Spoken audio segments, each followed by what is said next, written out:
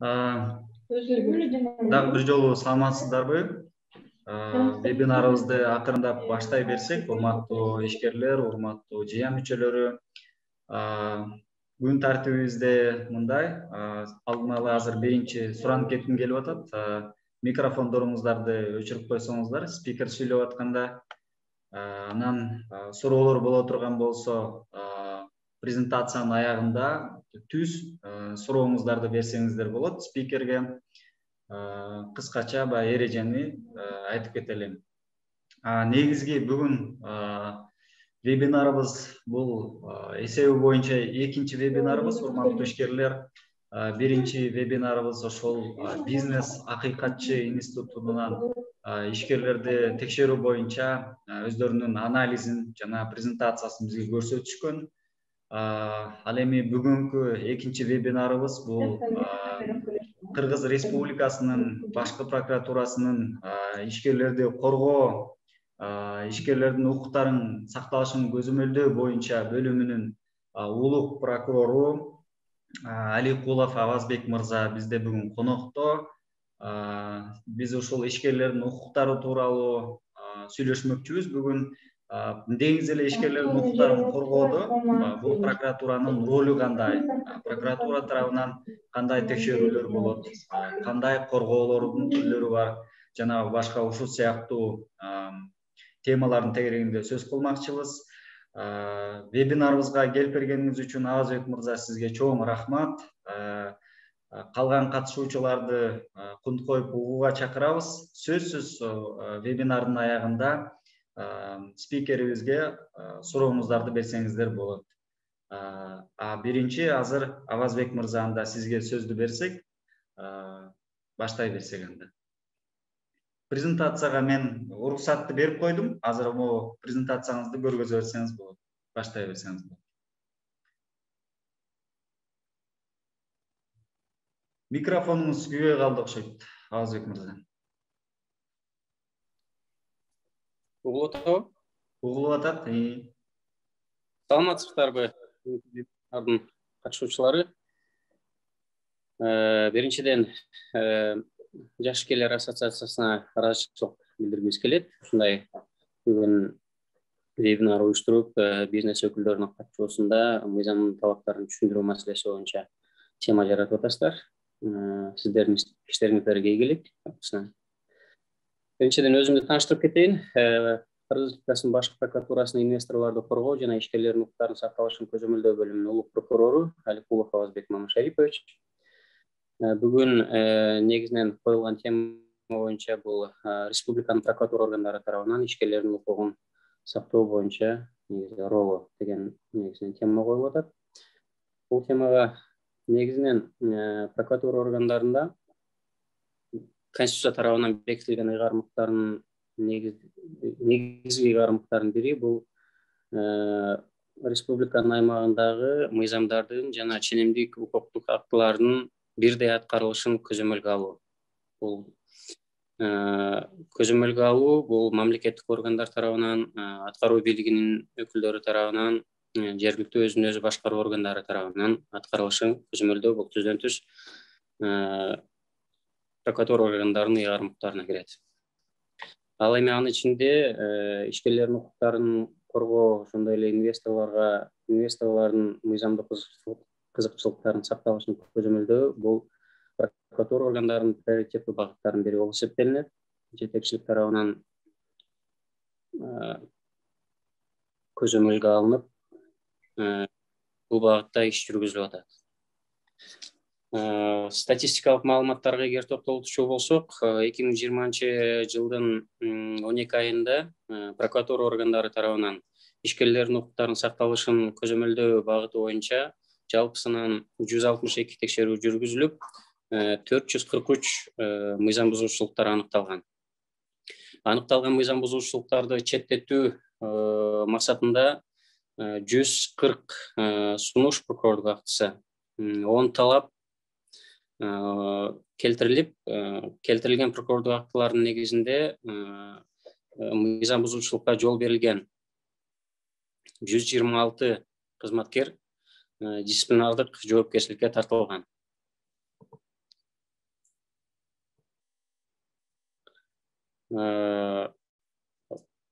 Мындан тышкары белге кетүүчү жагдай, биздин бөлүм бул жаңы ачылды. Мына буюрса эми 1 жыл болот бул бөлүм. Анткени мамлекет башчыбыз тарабынан, жетекчилик тарабынан экономиканын приоритеттүү өнүктүрүү жаатында курс алынып, өлкөгө келген инвесторлорду, ошондой эле ишкерлердин укуктарын коргоо жагына чоң көңүл буруп жаткандыгын эске алып,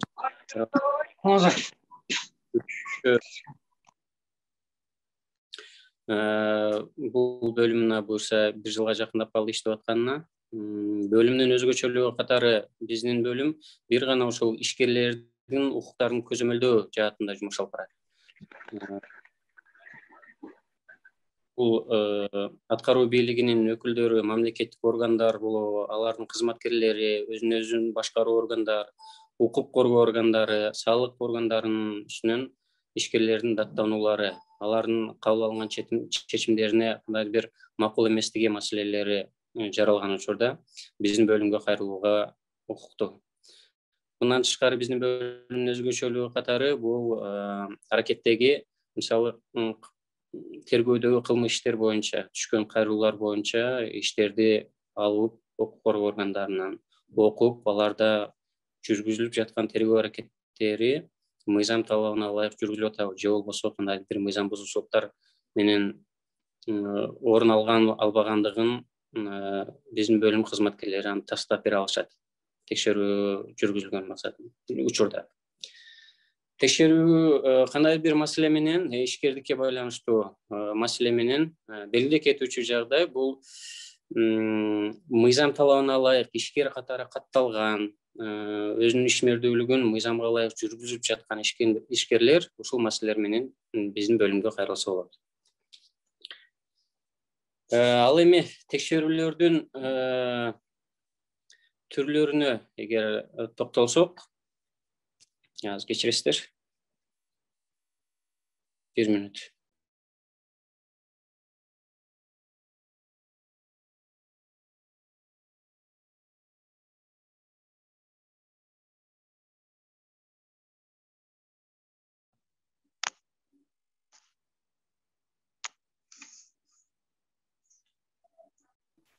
Кечиресиздер, техникалык ишкерлердин түрлөрүнө, текшерүүлөрдүн ишкерлерге карата кайсыл мамлекеттик органдар текшерүү жүргүзүүгө укуктуу, анан кандай тартипте бул текшерүүлөр жүргүзүлүш керек. Өзүңүздөргө белгилүү болгондой, азыркы учурда ишкерлерге карата текшерүүлөр бул укук коргоо органдары тарабынан, салык органдары тарабынан, ошондой эле мыйзамда белгиленген контролдоочу органдар тарабынан текшерүүлөр жүргүзүлүп келет. Өзүнчө контролдоочу органдар, укук коргоо жана салык органдары жөнүндө белгилеп кетсек. Салык органдары жана укук коргоо органдары өздөрүнүн текшерүүлөрүн салык кодексинин, ошондой эле жазык процесстик, укук коргоо органдары болсо жазык процесстик мыйзамдардын талабына ылайык жүргүзүлүп келет. Бирок ошол эле учурда бул органдарга Кыргыз Республикасынын президентинин 2016 жылдагы жарлыгына ылайык өздөрүнүн ишкерлерге карата текшерүүлөрүн сөзсүз түрдө прокуратура органдарынан каттоодон өтүү менен текшерүү жүргүзүү жагы тапшырылган. Аталган жарлыкка ылайык салык органдары менен укук коргоо органдары текшерүү жүргүзүү, ишкерлерге карата текшерүү жүргүзүүдөн мурун прокуратура органдарына тийиштүү материалдарын өткөрүп, прокуратура менен макулдашып, өздөрүнүн текшерүүсүн каттоодон өткөрүп, каттоодон өткөндөн кийин гана ишкерге барып текшерүү жүргүзүүгө болот.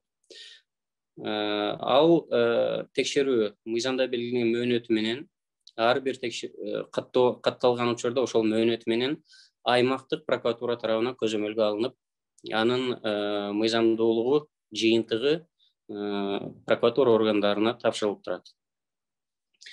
Ал эми эгер ишкерлерге карата текшерүү укук коргоо органдары жана салык органдары тарабынан прокуратура органдары менен макулдашпай жүргүзүлгөн текшерүүлөр, булар мыйзам бузуучулук болуп эсептелинет. Мындай фактылар боюнча прокуратура органдарына кайрылсаңыздар болот. Статистикага сіздерге белгілеп кетейін. Мысалы, бұл тармақта 2020 жылы прокуратура органдары тарабынан жалпысынан 5000 прокуратура органдарына 5161 текшеру актісі келіп түшкен. Алардың ішінен 180 актісі бойынша текшеру толық еместігіне байланышты текшеру жүргізуге рұқсат берілген емес. Егер бұл органдардан бөле тұрған болсақ, келген материалдардың, текшеруге келген материалдардың 4009 материал бұл салық қызматы органдарынан, алардың ішінен 105 материал бойынша прокуратура органдары текшеруге баш тартылды. Ал құқық қорғау органдарынан 52 материал келіп түшкен, алардың ішінен 84 материал бойынша текшеру жүргізуге прокуратура органдары тарабынан рұқсат берілген емес. Мұнымен емнені белгілеуіміз келеді, текшеруге, мұндай қарағанда мыйзамсыз текшеруге прокуратура органдары тарабынан мүмкіншілік берілбей, өз уақытында текшеруін алдын алып, тоқтату бойынша тиісті шаралар жүргізіліп жатады. Мен жоғарыда белгіленгенде, егер ушундай фактыларда құқық қорғау органдары же болбосо салық қызматы органдары тарабынан прокуратура органдары менен макулдашпай жүргүзүлүп жаткан текшерүүлөр боюнча маалыматтарыңыздар болсо, андай фактылар болсо, түздөн түз бизге кайрылсаңыздар болот. Мындан тышкары, өзүңүз ишкерлер менин оюмча баары эле билишет, кандай дагы контролдоочу органдар, бир 10 чакты контролдоочу орган бар, алар тарабынан текшерүүлөр жүргүзүлүп келет. Аз кечириңиздер.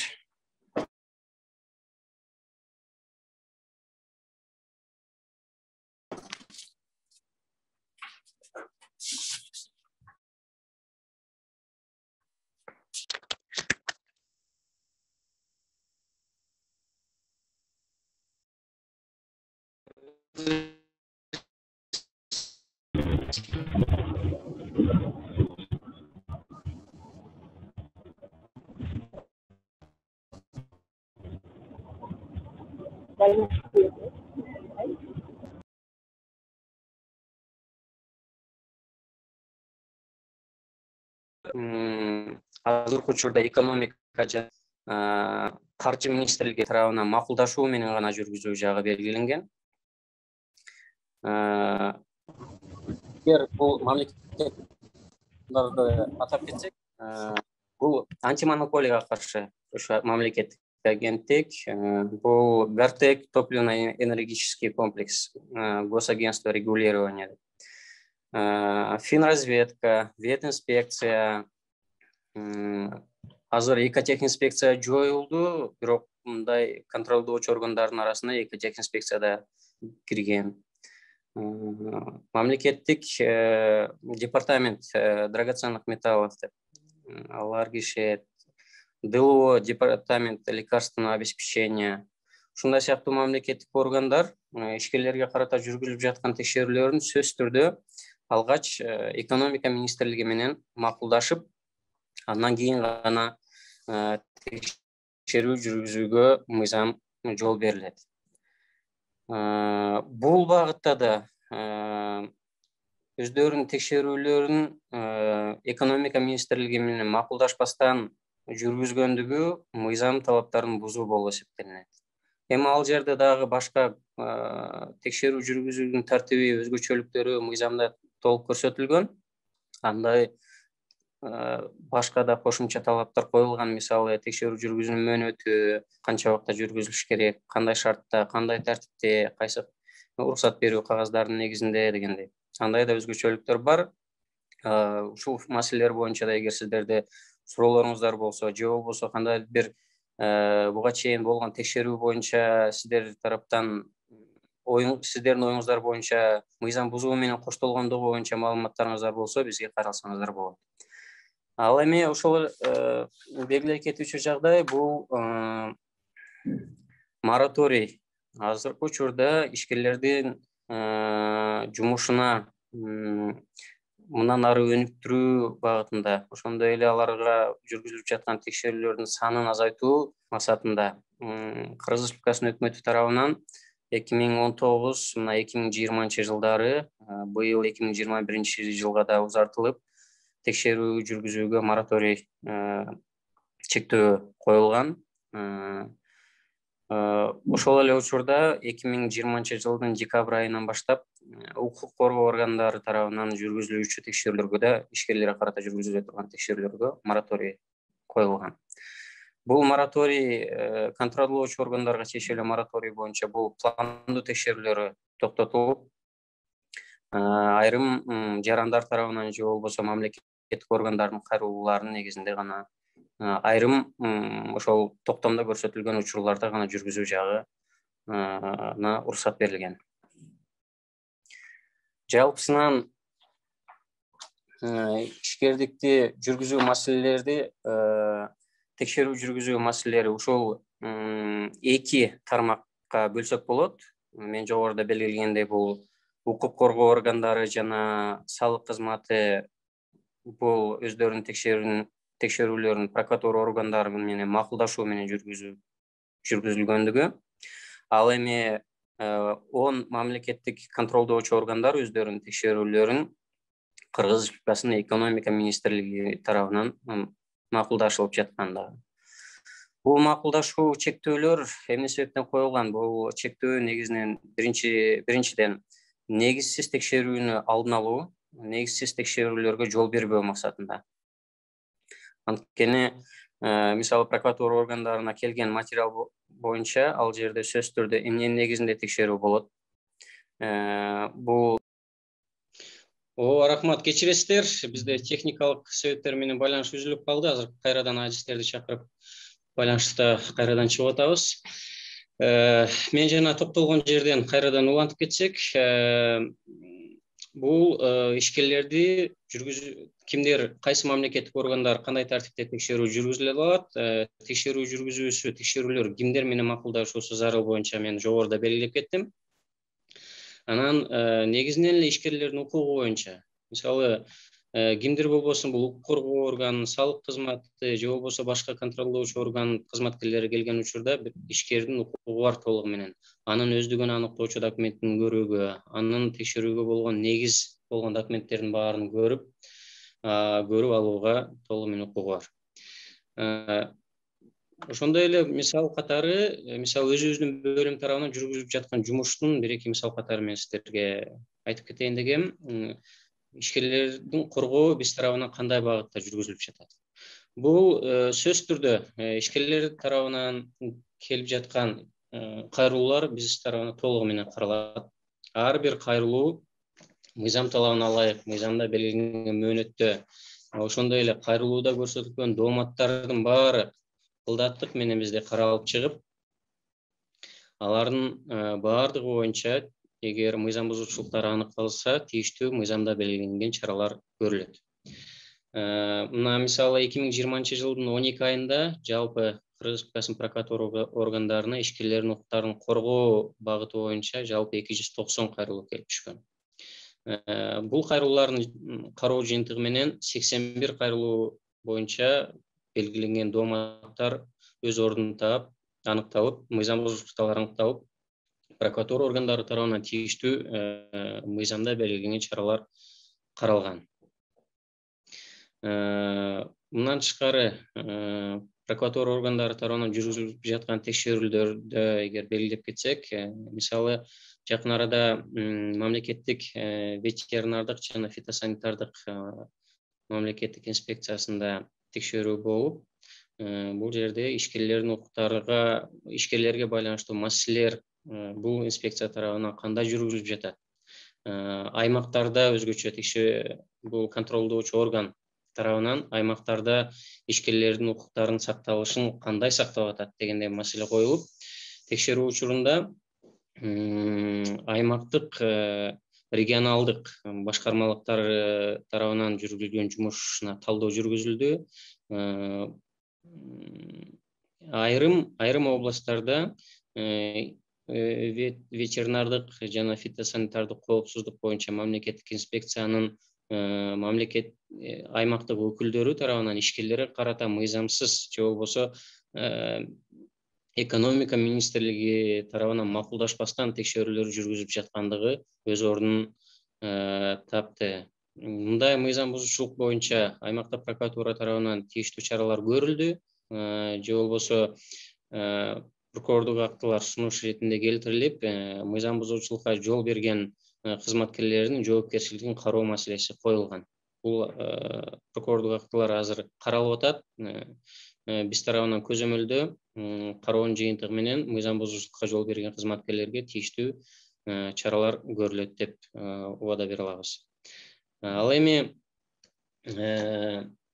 мындан тышкары ушул эле мамлекеттик орган тарабынан жөнүндө белгилеп кетсек, мисалы ошол жаатта ветеринардык жана фитосанитардык жаатында экономикалык ишмердүүлүгүн жүргүзүп жаткан ишкерлер тарабынан сөзсүз түрдө ушул мамлекеттик органдын атайын мамлекеттик ишкер ушул жаатта жүргүзүлүп жаткан реестрине каттоого алынуусу зарыл. Бул реестрге алуунун мөөнөттөрү да белгиленген, бирок биз тарабынан жүргүзүлгөн текшерүү учурунда ушул мөөнөттөр одоно бузулуп жаткандыгы аныкталды. Же болбосо тийиштүү түрдө белгиленген, мыйзамда белгиленген мөөнөттө каралбастан негизсиз бул мөөнөттөр бузулуп, өз убагында каралбай, ишкерлердин бул укуктары бузулгандыгы аныкталып жатат бул багытта. Бул боюнча да биз тарабынан ушундай кемчиликтерге жол берген кызматкерлердин жоопкерчилиги кароо маселеси коюлган. Бул маселелерде жакын арада каралат. Негизинен жетекчилик тарабынан талап коюлуп, аймактарда туруктуу түрдө ушу ишкерлер менен жолугушууларды уюштурулуп, жолугушуулар менен мындай түз байланышта болуу жагы прокуратура органдарына тапшырылган.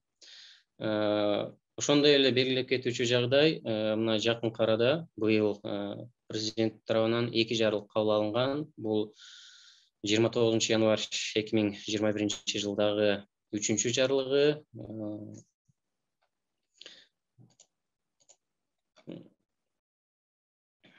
жана 4 март 2021 жылдагы 61 жарлык. Бул жарлыктар түздөн түз ишкерлерди колдоо, ошондой эле инвесторлорду колдоо, алардын мыйзамдуу кызыкчылыктарын коргоо багытында тапшырмалар берилген. Бул жарлыктарды аткаруу максатында прокуратура органдары тарабынан тийиштүү мерчемдер түзүлүп, азыркы учурда бул багытта жумуштар жүргүзүлүп жатат. Эми жалпысынан ушул багыт боюнча негизинен жумуштар боюнча мен силерге кыскача маалымат берип кеттим. Мага бөлүнгөн убакта аяктап калды окшойт.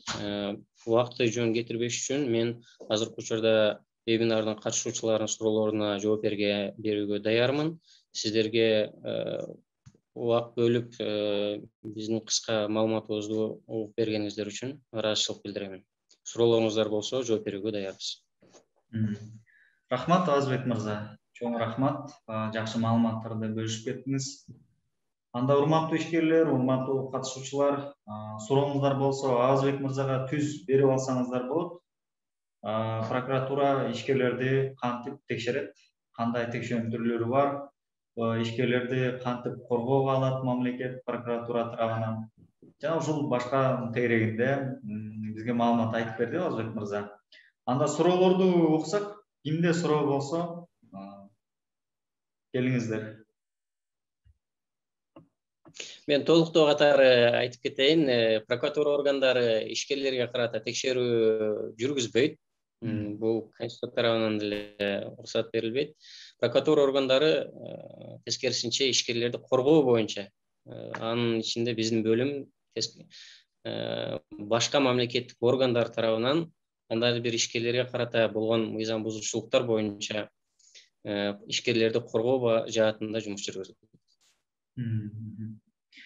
Азбек мырза, мен анда бир суроо берип койсом, могул сиз айтып кеттиңиз, могул ишкерлердин ишмердүүлүгүн коргой турган бул 2 мамлекеттик органдар бар. Биринчиси бул салык кызматы, анан прокуратура. бул прокуратуранын баягы уруксаты менен текшерүүгө алынат деп. Андан тышкары санэпидемстанция жана дагы башка бир 10 мамлекеттик органды айттыңыз да. Булардын айырмасы эмнеде? Булар кимиси кандай текшерүү жүргүзөт? Кыскача. Мен кичине уруксат берсеңиз кичине оңдоп коеюн.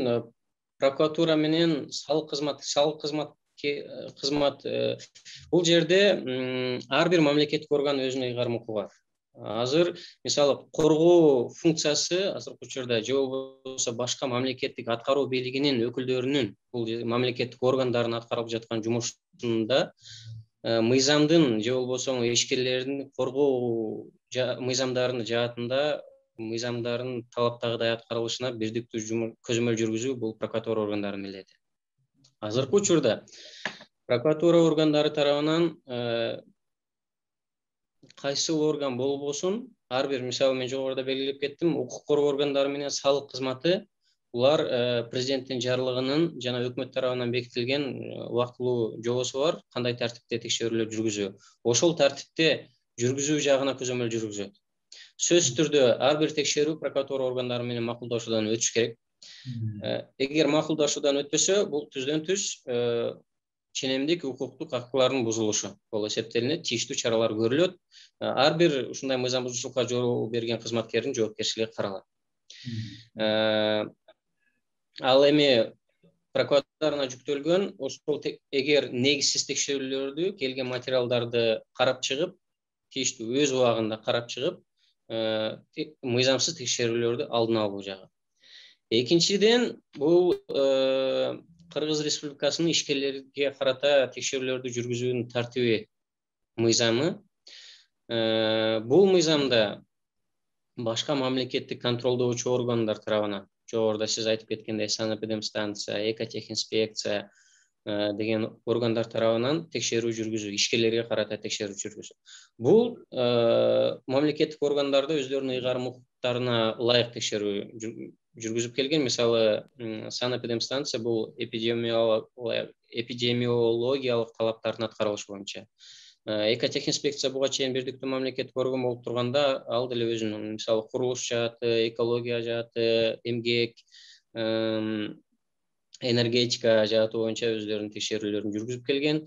Ошо анан ар бир текшерүү, мындай ишкерлерге карата ар бир текшерүү өз убагында фиксация болуш үчүн, алардагы жүргүзүлүп жаткан текшерүүлөрдү, негизсиз текшерүүлөрдү болтурбоо максатында бул мыйзамда механизм иштелип чыккан. Бул текшерүүлөр сөзсүз түрдө экономика министрлиги менен макулдашуу жолу менен гана жүргүзүлөт деп. Ушул мындай караганда механизм менен мыйзамсыз текшерүүлөрдү алдын алуу боюнча рычаг пайда болуп, менин оюмча бул эң туура. Анткени мамлекеттик орган өзү билип каалаган ишкерге чыга берүүгө кандай бир чектөө коюлат. Каалаган убактысында чыгууга да чектөө коюлат. Ал өз материалын текшерүүгө болгон негизде, мисалы арыз болобу же болбосо өзүнүн планы болобу, биринчиде экономик министрлиги менен макулдашып, алар уруксат бергенден кийин 3 күндүк мөөнөт бөлүнөт. Ошол 3 күндүк мөөнөттө гана текшерүүгө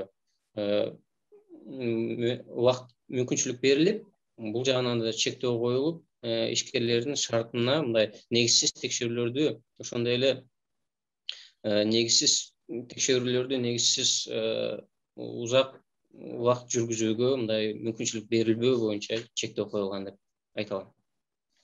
Рахмат, Алазбек мырза, чоң рахмат. Түшүнүктүү болду окшойт. Анда Нарымгүл Оморовна эже суроом бар дейт. Нарымгүл эже, анда сурооңузду уксак.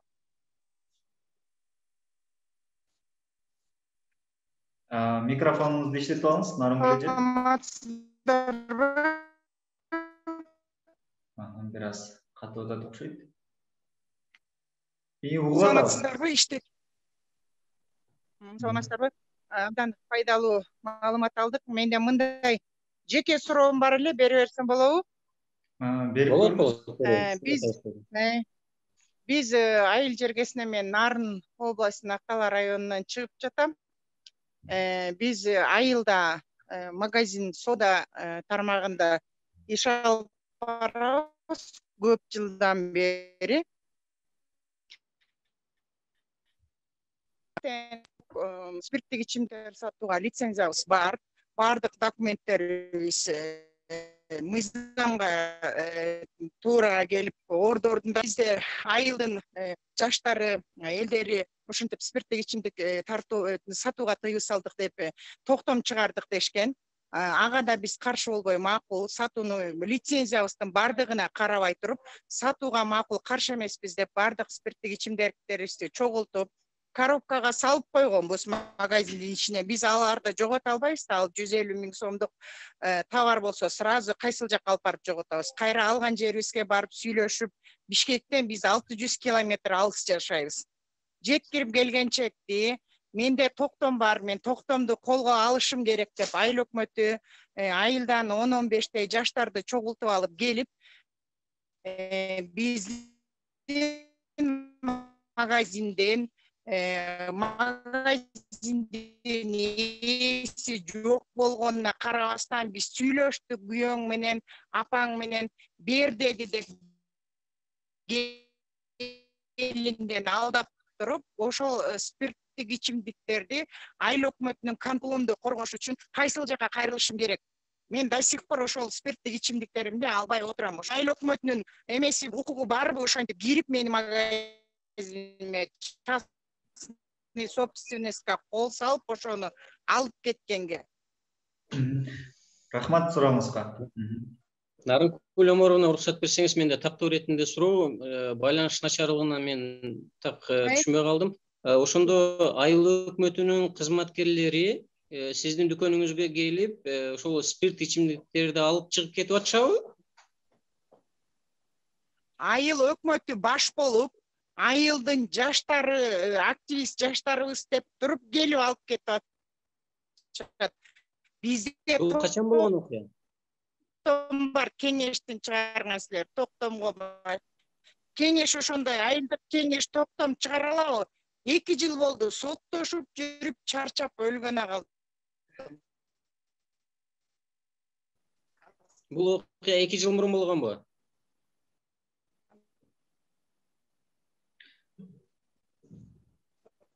Азыр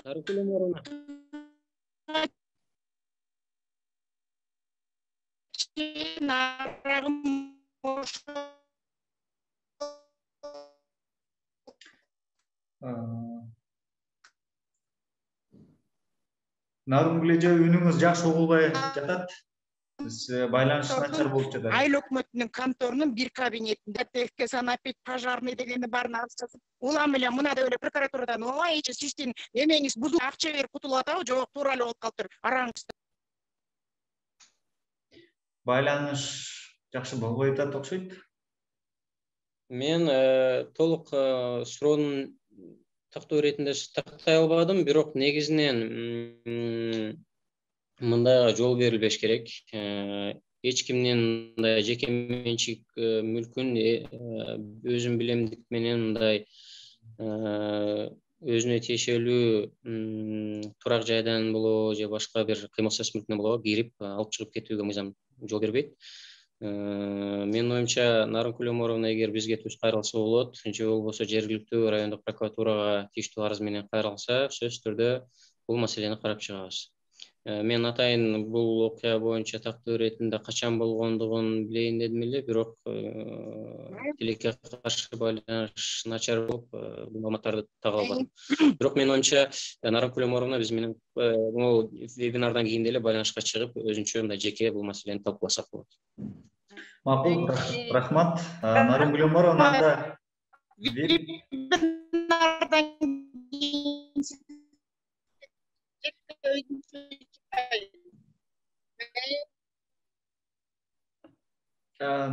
Нарынгүл эже, сизге анда вебинардын жыйынтыгы менен сизге дагы мага байланышсаңыз болот. Бул тууралуу сурооңузду түз берсеңиз болот экен. Чоң рахмат сиздин сурооңузга. Анда Замир мырза суроо берем деп күтүп турат. Замир байке, сизде анда сурооңуз болсо. Саламатсыздарбы? Кандайсыздар? Алазбек мырза, Азамат мырза, чоң рахмат. бир тактоо иретинде бир суроом бар эле.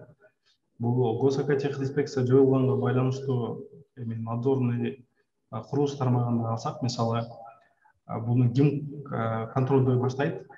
Кийин мурдакы регистрация болгон, каттоодон өткөн, госэкотехинспекцияга түшкөн баардык арыздар булар кайсы жака кетет?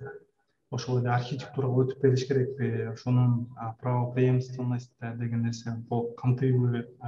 Негеденде бир мамлекеттик органдан экинчи мамлекеттик органга берип атканда мисалы көп нерсе каралбай калышы да мүмкүн да. Ушул боюнча бул биринчи вопрос, биринчи суроом. Экинчи суроом бул Бадырбек мырза, бузуулар боюнча кодексинде тактоо иретинде дагы бул эскертүү менен айыппул коюлуш керек. Бирок салык кызматкерлери көбүнчөсү айыппул коюлуп экен.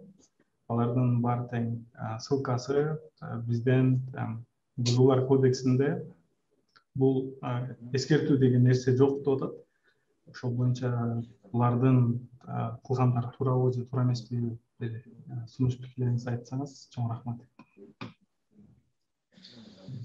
Замир мырза, сурооңузга рахмат.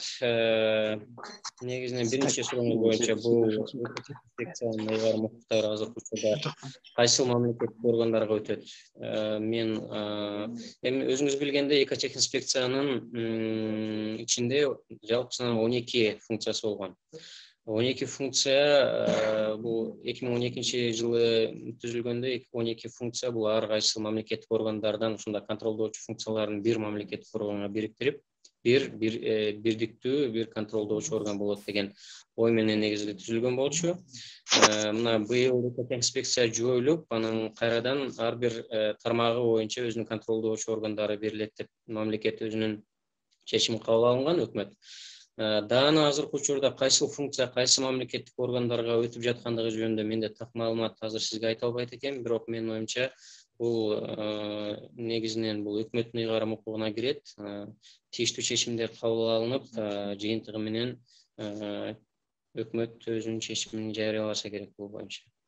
Ал эми материалдар кимге өтөт? Арыздардын каралышынын маселесин да коюп атасыз. Негизинен бул туура маселе. Менин оюмча азыркы учурда түшкөн материалдар, ошондой эле каралып жаткан арыздар да эч мындай сакталып калыш керек тийиштүү архивдерде ар бир тармак боюнча. Анткени ал жерде көптөгөн маселелер, көптөгөн талаш тартыш, мыйзам бузуучулуктар фиксация болгондо тийиштүү иш кагаздар бар, анын баары сакталып калыш керек. Эми дело производства мамлекеттик органдардыкы, менин оюмча, тийиштүү түрдө бири-бирине өткөрүп алышат кайсы мамлекеттик орган боюнча. Бузуулар кодекси боюнча жана сиз белгилеп кеттиңиз, экотехинспекция тарабынан чаралар көрүлүп жаткандыгы боюнча, эгер кандайдыр бир макул эместик бар болсо, экотехинспекциянын кабыл алып жаткан чечимдерине жергиликтүү прокуратура органдарына каралсаңыздар болот, же болбосо бизге каралсаңыздар деле болот. Ар бир маселени өзүнчө карап, тийиштүү мыйзамга ылайыктуулугун же болбосо кандай бир мыйзам бузуучулук бар же жок экендигин карап беребиз. Азыр мырза, рахмат жооңузга. Анда Бекжан мырзанын да суроосу бар экен. Бекжан мырза, сөздү сизге берсек.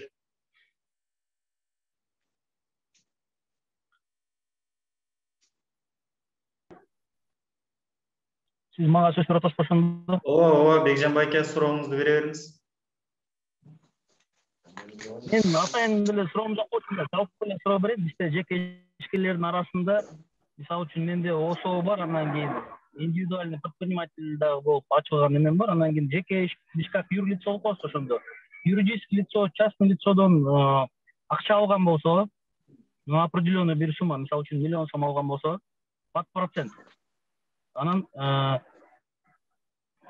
4-5 жыл төлөп, 4-5 жыл төлөгөндө жанагы төлөнгөн эмеси, проценти миллион сомдон ашыкча төлөнгөн болсо, мисалы үчүн 1 миллион сом алды, жана процентин төлөй берип, 1 жылдын ичинде миллион сомдон ашык акча төлөнгөн. Кийин ал жеке ишкердин иши токтоп, дальше төлөгөнгө мүмкүнчүлүгү жок болуп калган. Ошол кезде тигил частный киши, физлицо, Казакстандын жараны, Кыргызстан жараны эмес, Казакстан жараны эч кандай ОСОсу жок, эч кандай лицензиясы жок, эме финансылык эме менен заниматься эткенге процентке акча берген эмеси жок. Ошол киши тиги роудуга кайрылып акчамды берип атат деп. Эгерде тиги кишинин мүмкүнчүлүгү жок болсо бергенгечи, банкрот болгон, толук банкрот болгон, анан бере албай калса, прокуратурадан алып ушундай эмелер болот экен да. Прокуратурадан чалып тигинин акчасын бербесин. Бул жерде эки кишинин ортосунда келишим бар да, келишим бар, келишим негизинде акча төлөнгөн. Мен билишимче ал киши сотко кайрылса болот, бирок никак роудуга эмес да. Анан роудудан чалып ишин көрсөтүп, ушундай кылганда кандай кылыш керек, эмне кылыш керек? Негизи ошондой окуя барды. Мен билишимче жок болсо ойлойм. Жеке жалпы ишке башка кишилер деле, менден башка деле ишкерлер бар болсо керек ушундай немеден акча алгандарчы. Жалпы маалымат катары ошону берип койсоңуз, суроого жооп берип койсоңуз.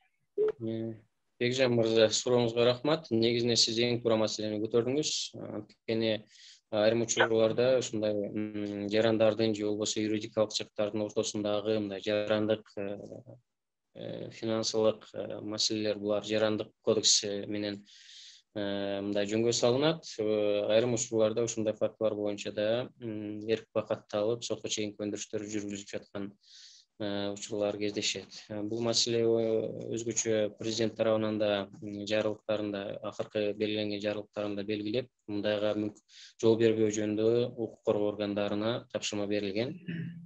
Эгер ушундай фактыңыз бар болсо, тийиштүү аймактык прокуратурага кайрылып, же болбосо жогору турган прокуратурага да кайрылып туруп, ушул сотко чейинки өндүрүштүн мыйзамдуулугуна, ошондой эле аны жүргүзүп жаткан тергөөчүнүн жана сиз жогоруда белгиледиңиз, прокуратуранын кызматкерлери да ушуну чалып атат деп, бул маселени да коюп кайрылсаңыздар болот. Сөзсүз түрдө сотко чейинки өндүрүштүн катышуучуларынын аракеттерине тийиштүү керек болсо текшерүү жүргүзүлүп, тийиштүү баа берилет. Ал эми эгер аймактык прокуратураларга ишенбесеңиздер, бул маселе боюнча башкы прокуратурада кайрылсаңыздар. Рахмат Тазыбек мырза, чоң рахмат. Акыркы суроолордон кылсак, биз чатка бир ишкерибиз жазыптыр, ошону окуп койсок, убакыт чектелүү экен. Акыркы суроону окуп койсок, мындай деп жазды: жергиликтүү өз алдынча башкаруу органдары айрым учурларда башка бир ишкерлердин, депутаттардын кызыкчылыгын көздөп, башка ишкердин укуктарын тебелеп коюп жатышат, чыгарган чечимдерин же протоколдук тапшырмаларын мыйзамдаштыртып коюшкандыктан укугу тебеленген ишкерлер тийиштүү органдарга кайрыла албай калып жатышат. Мындай учурда сиздер кандай жардам бере аласыздар деп жазды.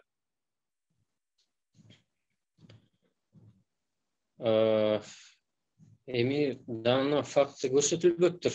Бул эмне жөнүндө чечим, ал чечим кандай таасир тийгизет өзүнүн ишкерге, анын ишкердин ишмердүүлүгүнө кандай таасир тиет, негизинен көрсөтүлбөктүр. Ошондуктан жалпысынан эгер белгилеп кетсек, өзүн өзү башкаруу органдарынын бул айыл өкмөтү же болбосо айылдык кеңештин кабыл алынып жаткан чечимдери ишкерлерге карата кандай бир таасири тие турган, залакасы тие турган же болбосо мыйзам бузуучулуктар менен коштоло турган чечимдер бар болсо, сөзсүз түрдө прокуратура органдарына кайрылсаңыздар болот. Ар бир чечимдин мыйзамдуулугу каралып чыгат. Рахмат. Анда бир ошо суроом бар эле деп жазып жатат, же кыскарта берсекпи, кандай Абазбек мырза убактыңыз? Суроосу бар болсо жооп бергенге даярбыз, эгер сиздердин регламентиңиздерге убакытка туура келсе. Макул, анда Даяна айым, Даян мырза же айым. Сиздин сурооңузду уксак, сурооңузду акыркы кылалы, ошо менен жыйынтыктасак. Чатка жаздыңыз, Даян деп. Ассаламу алейкум. Бардык ишкерлерге, прокуратура кызматкерлерине. Менин бир суроом бар эле. Мисалы, биз бир адам менен ушундай жанагыдай азыркы мурунку айтып өтүп кетпедиби? Карыздар болуп калып, анан кийин сотко кайрылып, соттон утуп алганбыз да. Соттон утуп алып, азыр 1,5 миллион карыз. Анан сот аткаруучулар бизге өндүрүп берип атат, бирок уже 2 жылдан бери өндүрүлүп атат.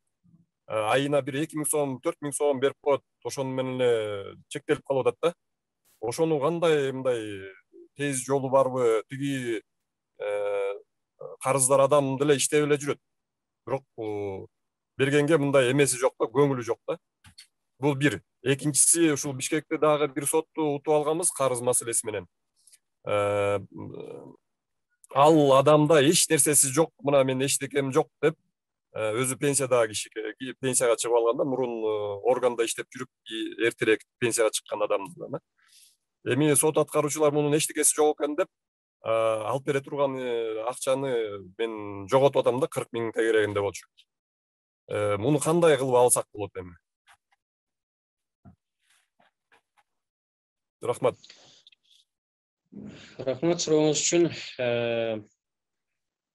Мен туура түшүнгөн болсом, эки учурда тең соттун чечимдери бар болуп атат, карызды өндүрүү жөнүндө. Бар. Биринчи сурооңуз боюнча бул карызды негизинен мойнуна алып бирок төлөп атат, бирок сизге төлөп жаткан көлөмүнө сиз макул эмес, көбөйтүп эртерээк карызын жапса деген ниетте болуп атасыз. Эми бул маселе менин оюмча тийиштүү сот аткаруучу кызматы тарабынан чечилчү маселе. Анткени алар тарабынан карызды өндүрүү жумушун жүргүзүү учурунда карызкордун мүлкү, анын кирешеси, анын үй бүлөнүн курамы, канча колунда жаш өспүрүм балдары бар, ошол маселелердин баары каралып, канчалык кандай деңгээлде жабылат деген маселелер баары каралат. Эгер негизсиз кандай бир чубал жетип, өз убагында төлөбөй качып жаткан маселелерде тийиштүү түрдө мыйзам талабына ылайык тийиштүү чаралар көрүлөт. Экинчи маселе бул адам мүлкү жок, эч бир төлөй албайт деген маселе боюнча.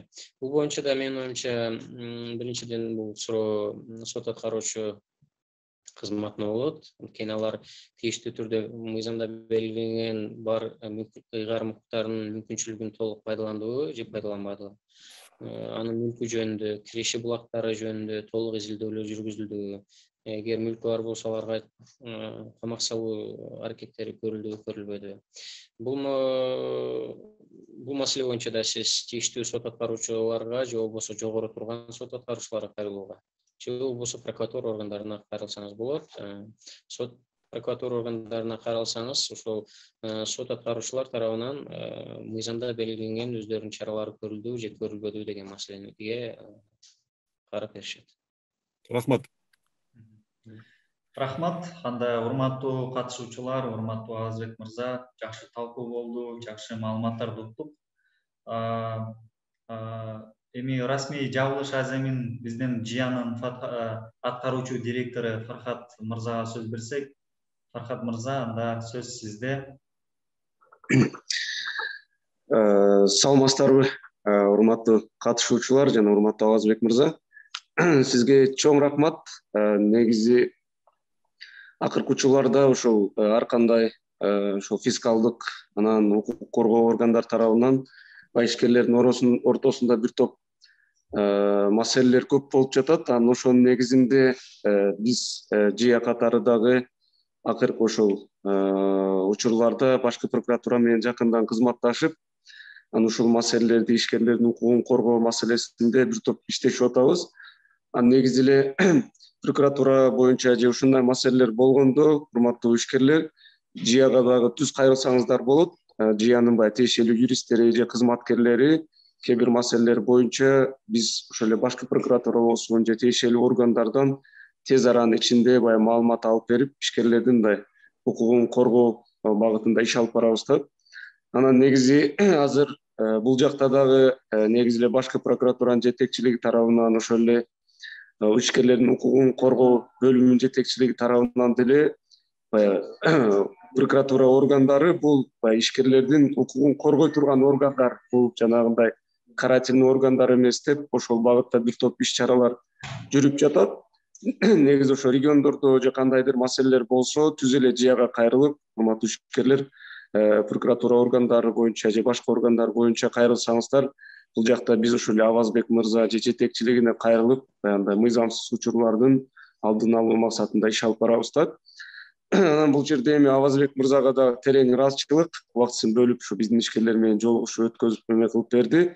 Анан өзүңүздөргө маалым болгондой, бул текшерүү боюнча экинчи семинарыбыз бүгүн жыйынтыкталып атат. Буга чейин ошо бизнес омбудс менен болгон. Астыбызда дагы бир 3-4 семинарыбыз бар. Ошол семинарларга дагы активдүү катышып көмөк кылып берсеңиздер жакшы болот. Баарыңыздарга чоң рахмат. Рахмат, анда урматтуу катышуучулар, көңүл бурганыңыздарга, убактыңыздарды ажыратып катышып бергениңиздерге сиздерге чоң рахмат. Авазбек мырза, да сизге сөз.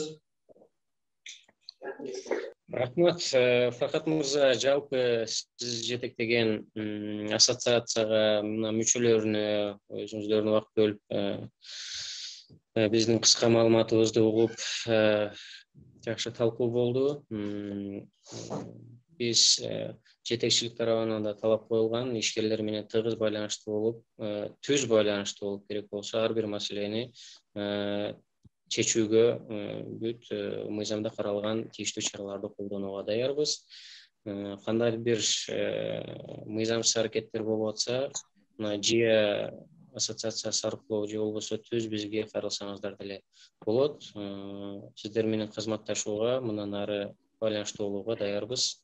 Чоң рахмат көңүл буруңуздар үчүн. Авазбек мырза, рахмат, урматтуу катышуучулар. Ушуну менен анда биздин экинчи вебинарыбызды жыйынтыктайбыз. Келерки вебинарыбыз ушул кийинки жумада өтүлүүсү күтүлүүдө. Ал жерде ошо салык кызматынын өкүлдөрү бизге маалымат беришет, конок болушат. Ошондуктан эмки семинарларыбызга, вебинарларга да чакырабыз. Бүгүн баарыңыздарга чоң рахмат. Ишиңиздерде Силерге да чоң рахмат. Аябай пайдалуу жолугушуу болду. Рахмат.